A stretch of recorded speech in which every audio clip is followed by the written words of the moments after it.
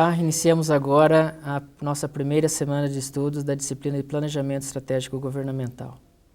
Essa semana é dedicada ao entendimento de alguns conceitos básicos da disciplina e também algumas contextualizações históricas em relação ao enquadramento da noção de planejamento no contexto público. Como dito na unidade de apresentação, essa disciplina é baseada em conceitos e técnicas que eram aplicadas até então somente na iniciativa privada. Por que disso? Notadamente, nós temos a noção de que a gestão das empresas privadas é mais eficiente, é mais eficaz do que a gestão de empresas públicas. Então, a adoção do conceito de planejamento na iniciativa pública, ele tem exatamente esse objetivo, tornar a máquina pública mais eficiente, mais eficaz. Para entendermos de que forma se dá essa adoção, digamos assim, essas adaptações, essas especificidades, temos que entender no primeiro momento de que forma que se molda um governo, de que forma que se moldou historicamente os governos. E para isso, alguns conceitos são básicos. O primeiro deles uma caracterização dos tipos de governo a partir do Estado e seus agentes. Então, historicamente, houve uma caracterização da gestão pública enquanto uma administração patrimonialista. Então, nos séculos passados, claramente se confundia o que era público e o que era privado. O detentor do poder público, ou seja, o então gestor público, tinha dificuldades de diferenciar o que era privado e o que era público, ou seja, o que era próprio do gestor e o que era do povo, público. E isso é caracterizado por um termo denominado patrimonialista, né? E as pessoas que ocupavam cargos públicos, além de ter essa dificuldade de diferenciação sobre o que é público e o que é privado, era caracterizado basicamente por uma noção, um contexto em que havia muita corrupção e nepotismo. Então isso caracteriza uma gestão pública patrimonialista, em que é caracterizado pela corrupção, nepotismo e em que o público e o privado se confundem. Não há uma separação clara sobre o público e o privado. Num segundo momento, surge uma forma de administração burocrática, que com a queda de alguns regimes socialistas, passa a se pensar numa gestão mais eficiente da máquina pública. Então, a administração pública burocrática surge como uma necessidade de um modelo capitalista de gestão. E o que acontece nesse caso? A máquina pública é caracterizada por uma gestão burocrática, em que se valoriza questões de eficiência e eficácia. E ela se contrapõe totalmente a uma gestão patrimonialista, no sentido de que ela é impessoal e baseada na eficiência. Isso contrapõe a noção contrapõe a noção e o contexto de corrupção e nepotismo. Então, a máquina burocrática, ela se torna formal, impessoal e eficiente. Num terceiro momento, surge uma forma de administração pública gerencial. Então, eu teria num primeiro momento uma administração pública patrimonialista, num segundo momento uma burocrática e num terceiro momento a gerencial, que é o que estamos vivendo e a sociedade como um todo está valorizando esse tipo de gestão, a administração pública gerencial, ela é resultado do quê?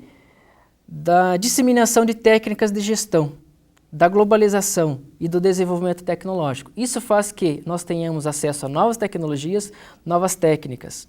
E isso afeta a gestão pública, no sentido de que eu tenho mais recursos para tornar a administração pública, a gestão pública, mais eficiente e mais eficaz. Então, ela representa uma evolução do próprio modelo burocrático, em que eu apenas sou eficiente e no modelo gerencial eu tenho o apoio de técnicas, de tecnologia, de conhecimentos para fazer com que a máquina pública funcione adequadamente. Então, é nesse modelo gerencial que se pauta o planejamento estratégico governamental. O planejamento estratégico governamental seria uma das ferramentas que compõem uma administração pública gerencial, em que existe o caráter impessoal e pautado na eficiência da máquina pública.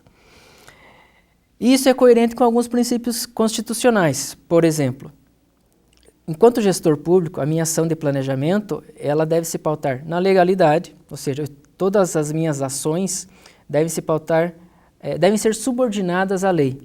Devem ser impessoais pelo próprio princípio que gere a administração pública no modelo gerencial, pautar-se na moralidade, moralidade jurídica, ética, legal, na publicidade relacionada à divulgação das ações e à eficiência. Né? Então são princípios coerentes com o próprio modelo de administração pública gerencial. São esses princípios que pautam a noção de planejamento estratégico governamental. Uma questão que o Estado, que o planejamento se contrapõe, digamos assim, no contexto da gestão pública, diz respeito exatamente à especificidade do modelo público.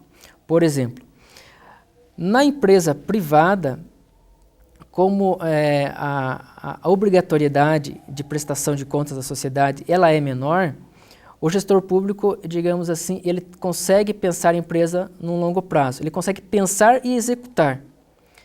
Então, a diferença básica entre o modelo público e o privado é exatamente isso, a autonomia que o gestor privado tem. No contexto público, o que acontece? Principalmente em cargos eletivos, a tendência é que a cada 4 anos mude o principal gestor, ou o prefeito, o governador, o presidente, que são os principais gestores em cada uma dessas esferas. E isso é um agravante em termos de planejamento, ou seja, como que eu vou pensar ações num limite de 4 anos? E por mais que eu consiga pensar ações eficazes no limite de 4 anos, muitas vezes eu tenho a existência do que claramente se observa no Estado brasileiro, a noção de um Estado herdado. O que acontece? Eu pego já um sistema em funcionamento e eu tenho que trabalhar esse sistema a partir de um sistema já existente, ou seja, as ideias de um gestor novo têm que se trabalhar a partir de ideias já existentes, que é o Estado herdado. A partir disso, se elaborar políticas públicas de acordo com a necessidade de uma demanda, uma demanda da população. Então, tenho 2 conceitos interessantes que já diferenciam o planejamento na esfera pública do planejamento na esfera privada, ou seja, a noção de Estado herdado e Estado necessário.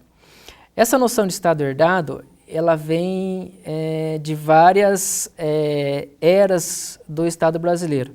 Nós tivemos um período de governo militar, depois uma democratização política que permitiu que se adote a noção de planejamento estratégico governamental, ou seja, a partir do Estado necessário. Então, apesar de estarmos num contexto democrático há quase 30 anos, o Estado brasileiro ainda não conseguiu se livrar da noção de Estado herdado, ou seja, existe um contexto, presente e eu tenho que trabalhar novas políticas para atender às demandas sociais e caracterizar-se como um Estado necessário. Então, o grande desafio do gestor público é exatamente isso, transformar o Estado herdado, aquilo que ele recebe de um governante anterior ou de vários governantes anteriores, e transformar isso num Estado necessário. O planejamento estratégico governamental, ele se dá num contexto de Estado necessário. Ele é a ferramenta de transição entre o Estado herdado e o Estado necessário. Essa disciplina, ela se concentra basicamente nisso, em atender a demandas sociais. Então, Estado necessário, a partir do planejamento estratégico governamental, procura fazer o quê? Trazer desenvolvimento econômico e social a partir das próprias demandas sociais. Ou seja, transpor essa noção de Estado herdado para o Estado necessário. Né? Transpor essa noção de patrimonialismo, corrupção e nepotismo para questões de impessoalidade, eficiência e, acima de tudo, legalidade. Então, essas caracterizações históricas entre Estado herdado e Estado necessário para nós é muito importante, para que nós possamos entender aquilo que se estabelece utilizarmos a noção de Estado necessário para mudarmos a própria noção de gestão pública, darmos uma característica técnica à gestão pública. É exatamente essa característica que a noção de planejamento estratégico governamental procura dar à gestão pública. A partir do momento que se tem um planejamento estratégico governamental implantado e a noção de Estado necessário atendida, a máquina pública como um todo terá melhores condições de atender às demandas sociais, de promover o desenvolvimento econômico e propriamente social da população como um todo. E não como acontece até então, ou seja, num Estado herdado em que se privilegia o desenvolvimento econômico e concentrado de uma minoria. Então, o planejamento estratégico governamental e o Estado necessário se contrapõem a essas questões.